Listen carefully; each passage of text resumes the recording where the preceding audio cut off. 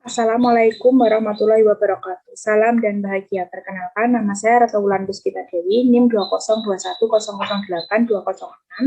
Di sini saya akan mempresentasikan tentang ruang lingkup norma dan nilai moral. Yang pertama, kita akan membahas tentang norma, yang kedua tentang nilai, dan yang ketiga adalah tentang moral. Yang pertama adalah tentang norma. Pada pembahasan norma, akan meliputi pengertian norma, fungsi norma, ciri-ciri norma, dan jenis-jenis norma. Pengertian norma. Norma merupakan tolak ukur atau alat untuk mengukur benar salahnya suatu sikap dan tindakan manusia. Norma juga bisa diartikan sebagai aturan yang berisi rambu-rambu yang menggambarkan ukuran tertentu yang di dalamnya terkandung nilai benar atau salah. Menurut isinya, norma berwujud perintah dan larangan. Sedangkan norma menurut para ahli di bidangnya, yang pertama menurut Anthony Giddens, norma ialah sebuah prinsip maupun aturan yang jelas, nyata atau konkret yang harus diperhatikan oleh setiap masyarakat. Yang kedua menurut Craig Calhoun, norma merupakan pedoman atau aturan yang menyatakan mengenai bagaimana seseorang individu bertindak dalam situasi tertentu.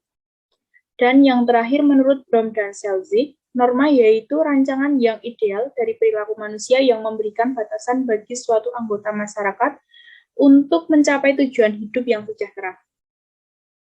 Selanjutnya adalah fungsi norma. Norma memiliki beberapa fungsi dalam kehidupan masyarakat. Fungsi-fungsi norma tersebut adalah yang pertama, dapat mencegah terjadinya benturan kepentingan masyarakat. Yang kedua, dapat menciptakan kehidupan masyarakat menjadi aman, tentram, dan tertib. Yang ketiga, dapat memberikan petunjuk atau pedoman bagi setiap individu dalam menjalani kehidupan di masyarakat. Yang keempat, dapat membantu mencapai tujuan bersama dalam masyarakat.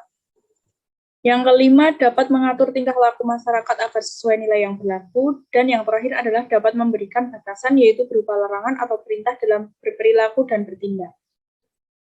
Selanjutnya adalah ciri-ciri norma. Norma memiliki beberapa ciri-ciri yang terdapat dalam masyarakat. Ciri-ciri norma sosial meliputi, yang pertama secara umum norma tidak tertulis. Yang kedua adalah norma hasil dari kesepakatan. Yang ketiga, masyarakat merupakan pendukung yang menaatinya. Yang terakhir adalah melanggar norma sosial biasanya mendapatkan sanksi atau hukuman. Jenis-jenis norma. Jenis-jenis norma di sini dibagi menjadi 6 macam. Yang pertama adalah norma sosial.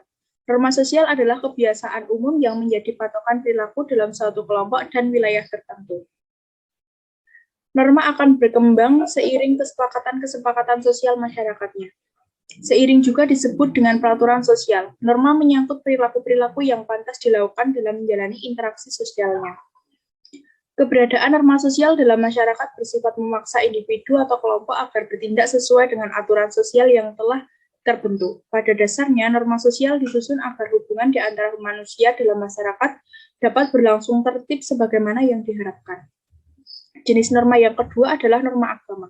Norma agama adalah petunjuk hidup yang berasal dari Tuhan yang disampaikan melalui utusannya yang berarti perintah, larangan, dan anjuran-anjuran. Pelanggaran norma agama dapat sanksi secara tidak langsung, artinya pelanggarannya baru akan menerima sanksinya nanti di akhirat berupa siksa di neraka. Jenis norma yang ketiga adalah norma hukum. Norma hukum adalah aturan sosial yang didapat oleh lembaga-lembaga tertentu, misalnya yang dibuat oleh pemerintah. Sehingga dengan tegas dapat melarang serta memaksa orang untuk dapat berperilaku sesuai dengan keinginan pembuat peraturan itu sendiri. Pelanggaran terhadap norma ini berupa sanksi denda sampai hukuman fisik seperti dipenjara ataupun hukuman mati. Jenis norma yang keempat adalah norma kesusilaan. Norma kesusilaan ini adalah norma yang didasarkan oleh hati nurani dan akhlak manusia. Jenis norma yang kelima adalah norma kesopanan. Norma kesopanan adalah norma yang berpangkal dari aturan tingkah laku yang berlaku di masyarakat. Jenis norma yang terakhir adalah norma kebiasaan. Norma kebiasaan adalah norma yang merupakan hasil dari perbuatan yang berulang-ulang dalam bentuk yang sama sehingga menjadi kebiasaan. Orang-orang yang tidak melakukan norma ini dianggap aneh oleh anggota masyarakat lain. Yang kedua adalah nilai. Pembahasan nilai meliputi pengertian nilai dan pandangan para ahli tentang nilai. Pengertian nilai. Nilai adalah pengertian yang menunjuk pada nilai tertentu. Nilai menurut para ahli di bidangnya. Yang pertama, menurut Jahiri pada tahun 1999. Nilai adalah harga, makna, isi, dan pesan semangat atau jiwa yang tersurat dan tersirat dalam fakta, konsep, teori, sehingga bermakna secara fungsional. Di sini nilai difungsikan untuk mengarahkan, mengendalikan, dan menentukan kelakuan seseorang, karena nilai dijadikan standar perilaku. Yang kedua, menurut diksionari dalam Winata Putra pada tahun 1989, bahwa nilai adalah harga atau kualitas sesuatu. Artinya sesuatu dianggap memiliki nilai apabila sesuatu tersebut secara intrinsik memang berharga.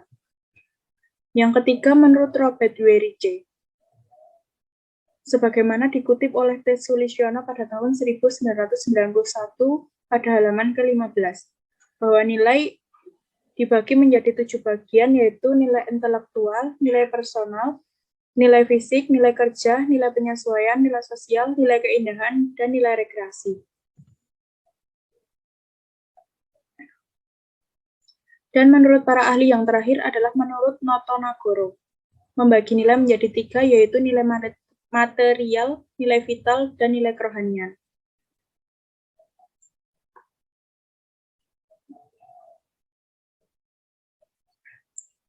Nilai material yaitu segala sesuatu yang berguna bagi unsur jasmani manusia. Yang kedua, nilai vital, segala sesuatu yang berguna bagi manusia untuk mengadakan kegiatan atau aktivitas.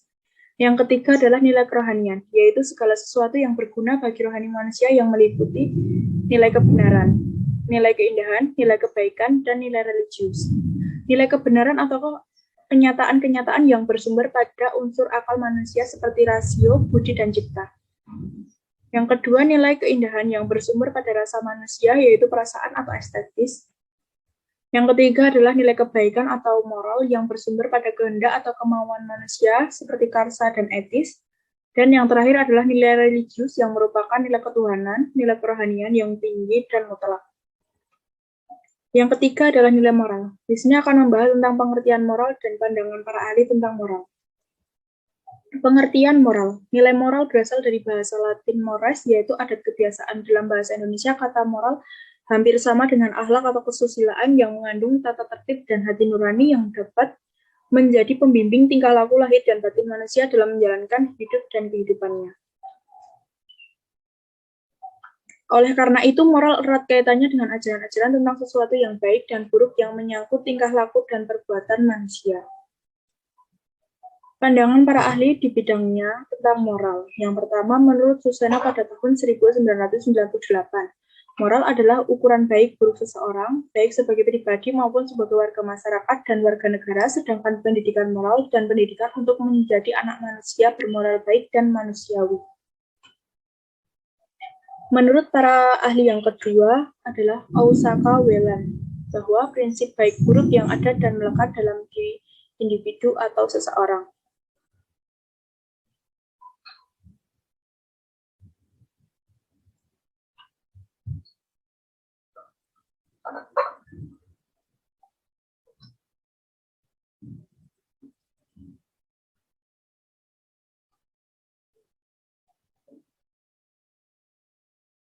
Walaupun moral itu berada di dalam diri individu, tetapi moral berada dalam suatu sistem yang berwujud aturan. Moral dan moralitas ada sedikit perbedaan karena moral adalah prinsip baik buruk, sedangkan moralitas merupakan kualitas pertimbangan baik dan buruk. Hubungan antara norma, nilai, dan moral. Struktur ketiga aspek tersebut secara hierarki mulai dari aspek yang paling mendasar adalah nilai, norma, dan moral. Dalam hierarki ini yang dimaksudkan moral adalah dalam pengertian sikap atau tingkah laku, bukan dalam pengertian moral maupun norma moral atau kesusilaan. Kemudian bagaimana hubungan antara nilai, norma, dan moral ini? Menurut Kayla Negara, sesuatu nilai lebih berguna dalam menuntun sikap dan tingkah laku, maka perlu dikonkretkan serta diformulasikan menjadi lebih objektif, sehingga memudahkan manusia untuk menjabarkan dalam tingkah laku konkret. Wujud yang lebih konkret dari nilai adalah merupakan suatu norma. Dengan demikian, hubungan antara nilai, norma, dan moral dapat dinyatakan bahwa norma pada dasarnya merupakan nilai yang dibakukan dijadikan standar atau ukuran bagi kualitas suatu tingkah laku. Yang terakhir adalah kasus pelanggaran norma dan nilai moral. Yang pertama adalah kasus 1. Komuter lain merupakan salah satu moda transportasi terbaik untuk melakukan perjalanan sekitar Jabodetabek. Selain nyaman dan cepat, transportasi ini juga murah. Namun di sisi lain banyak sekali hal-hal yang mengganggu. Misalnya di setiap kereta sudah disediakan bangku prioritas untuk manula, ibu hamil, penyandang disabilitas, dan ibu yang membawa anak. Namun masih ada orang-orang yang tidak sadar peruntukan bangku prioritas tersebut. Seperti saat berada dalam rangkaian kereta yang sesak dan masuklah seorang ibu tua, kebanyakan dari penumpang akan merasa bodoh dengan keadaan ibu tersebut. Tidak jarang mereka berpura-pura tidur agar tidak terganggu. Solusi dari kasus ini adalah disediakan peraturan tertulis berupa gambar-gambar di PT KCJ. Selain itu, di setiap rangkaian kereta disediakan 1 atau 2 pegawai kereta api yang bertugas menjaga tiap rangkaian gerbong dan menjaga peruntukan bangku prioritas tersebut. Selain itu, para penumpang juga diberikan himbauan dari pusat informasi untuk tetap memprioritaskan manula, wanita hamil, penyandang disabilitas, dan ibu yang membawa anak. Apabila diperlukan, setiap penumpang yang masih kuat berdiri namun tidak peduli dikenakan denda dan diberikan arahan agar sadar terhadap lingkungannya dan memiliki etika.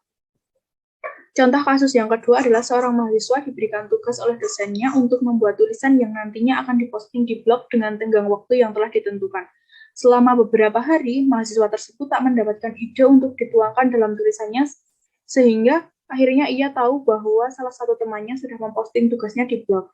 Ia pun langsung mencari blog temannya ini tanpa meminta izin dan tidak mencantumkan sumbernya. Lalu ia mengklaim bahwa tugas tersebut adalah hasil pemikirannya. Solusi dari kasus kedua ini adalah apabila teman si mahasiswa ini tahu kelakuan mahasiswa ini, harusnya ia melaporkan kepada dosen yang bersangkutan bahwa si mahasiswa ini sudah melakukan tindakan plagiat. Selain itu, dari pihak dosen sendiri harus mengecek kebenaran dari tanggal posting yang tertera di blog tersebut.